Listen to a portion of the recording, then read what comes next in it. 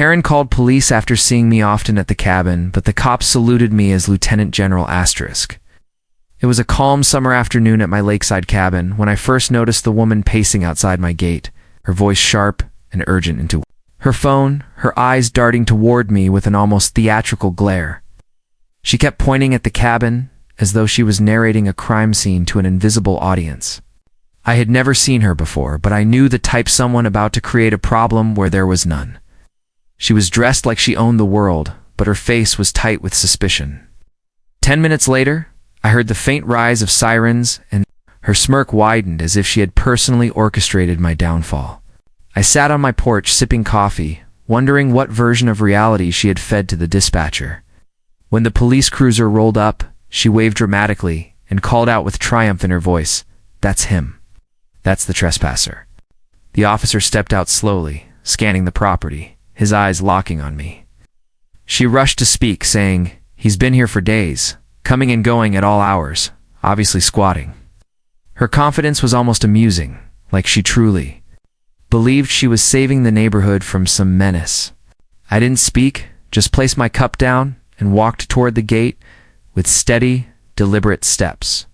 She doubled down, saying, "This isn't his cabin. I know the owner, and it's not him." The officer's face was unreadable, but his gaze didn't waver from mine. He stepped forward, adjusted his cap, and for a moment the air seemed to pause. Then, without a hint of hesitation, he snapped to attention, heels together, and gave me a crisp salute. "Lieutenant General," he said with respect ringing in every word, "it's an honor to meet you, sir." Her jaw dropped, her mouth hanging open in pure disbelief. She stammered, "What? You know him?" The officer turned his head just enough to look at her. "Know him? Ma'am, this man has served our country at the highest rank. He's not trespassing. He owns this cabin." Silence fell heavy over the scene, broken only by the faint hum of the cruiser's engine. The color drained from her face as her self-assurance dissolved. She muttered something under her breath and stared at the ground like it might swallow her whole. The officer walked past her without another glance, meeting me on the porch for a firm handshake. We spoke briefly about service days, and I offered him coffee, which earned a small laugh. Karen, as I now thought of her, finally turned to leave, moving quickly down the driveway, her earlier swagger gone completely. The officer looked back at her and said, "Next time, make sure you have your facts straight before calling in a false report." She disappeared down the road, and the cruiser pulled away, leaving me alone with the peaceful sound of the lake. Some victories aren't about shouting or fighting. They're about standing your ground and letting the truth speak for itself. Asterisk, it was a bright summer afternoon at my lakeside cabin. It's the kind of day meant for peace and quiet when I noticed a woman I had never seen before pacing outside my gate. She had a phone pressed tightly to her ear, speaking in sharp, clipped sentences, her eyes cutting toward me again and again with an intensity that told me I was the topic of her conversation. Every few steps, she would point at my cabin as if she were reporting a crime scene to the authorities. Her expression was a mixture of self-righteousness and irritation, the look of someone convinced they were about to save the neighborhood from a great threat. I stayed seated on my porch, sipping coffee, not in the mood to interrupt her performance. After about 10 minutes, the distant wail of sirens reached my ears, and I saw her posture straighten with satisfaction, her lips curling into a smug smile.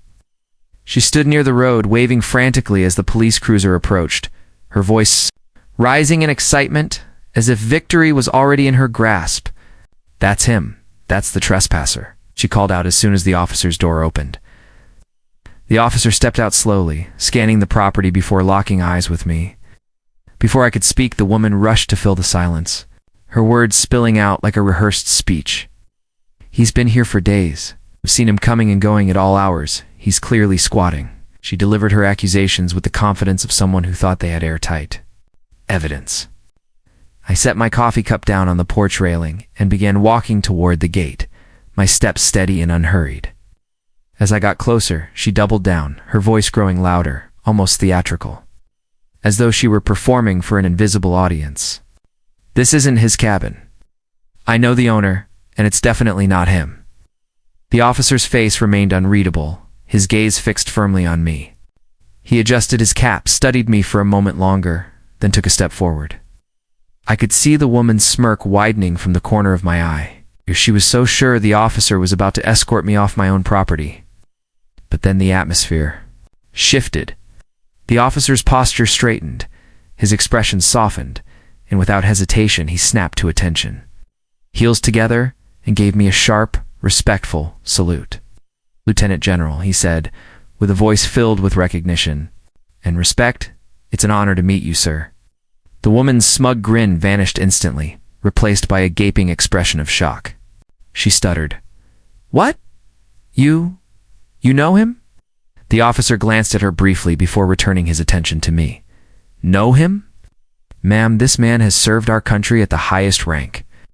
He's not trespassing. He owns this cabin." The silence that followed was thick enough to cut through. Her face turned crimson, her arms dropping limply to her sides. And for the first time since I had seen her, she had nothing to say. It was one of those quiet summer afternoons at my lakeside cabin, when the sound of birds and the gentle ripple of water was interrupted by the sight of a woman I didn't recognize, pacing just beyond my gate. She had a phone pressed tight to her ear, speaking in an urgent, almost angry tone. And every so often she'd turn to point at my cabin, as though she were narrating some dramatic crime scene to the person on the other end. I could tell from the way her chin lifted and her brows knit together that she thought she was doing something important, maybe even heroic. I didn't move from my porch, simply sipping my coffee and letting the scene unfold. About 10 minutes later, the faint sound of sirens reached me, and her entire demeanor shifted, her shoulders squared. Her lips curled into a smug grin, and she stood tall by the road like a proud sentinel awaiting reinforcements. The police cruiser rolled up, and before the officer could fully exit, she was waving wildly, shouting, "That's him. That's the trespasser." The officer stepped out, scanning the property with a measured, cautious gaze. She immediately launched into a barrage of accusations, her words tumbling over each other in her haste to tell her story first. "He's been here for days, coming and going at all hours. He's obviously squatting." I placed my cup down and walked toward the gate, slow and steady, not saying a word.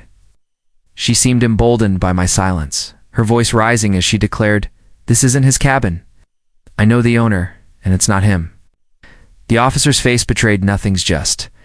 A calm, unreadable mask, but his eyes never left mine. Then, without warning, his posture straightened, his chin lifted, and in one swift motion, he brought his hand to his forehead in a crisp, formal salute.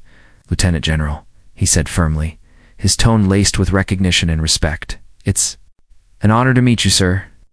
The woman froze, her jaw dropping so fast it looked like gravity had betrayed her.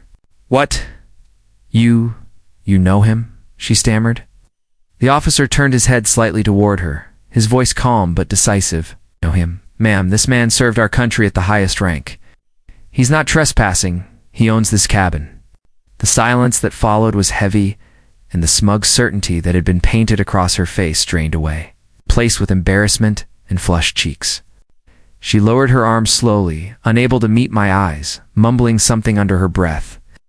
The officer walked past her without a second glance, meeting me at the porch with a firm handshake as we exchanged a few quiet words about service days gone by. I offered him coffee and he smiled, but as the cruiser pulled away, the woman was already retreating down the road, her earlier confidence nowhere to be found. Some days, you don't need to raise your voice to win you, just need the truth on your side. Asterisk. It was a calm and sunny afternoon at my lakeside cabin.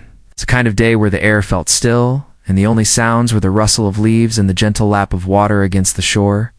I was sitting on my porch with a cup of coffee in hand, when I noticed a woman I had never seen before, pacing just outside my gate.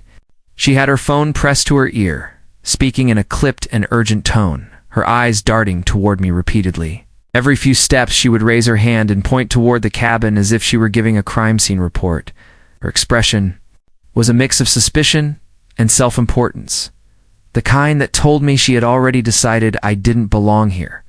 I stayed where I was, letting her carry on until the faint wail of sirens reached my ears about 10 minutes later. That was when her entire posture changed, Her chin lifted, and a smirk spread across her face. She moved closer to the road, waiting with an air of triumph.